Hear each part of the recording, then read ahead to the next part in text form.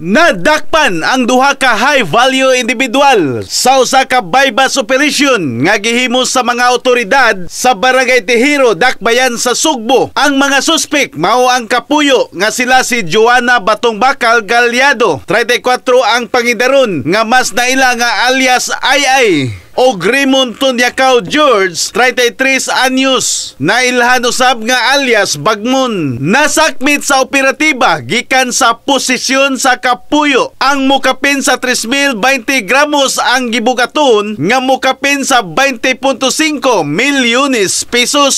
Ang nasikop nga kapuyo wala muluwat sa ilang pamahayag. Ang operasyon gipangunahan nila ni Police Major John Lindbert Castigador Yango, hipi sa Waterfront Police Station 3, pangu sa CIO-CDO sa Cebu City Police Office, o Police Colonel Antonieto Cañete, City Director sa Cebu City Police Office, o personnel sa PDEA 7. Ang mga nasakmit nga ebidensya nadala na sa Regional Forensic Unit 7, Cebu City Forensic Unit alang sa chemical analysis. Samtang ang kapuyo nabalhog na sa silda sa Police Station 3 ug magatubang sa kalapasan sa paghupot o pagpayuhot sa ginadiling druga. In the heart of changing lives, ako si Brigada Alan Tangkawan sa 90.7 Brigada News FM Cebu, the Music and News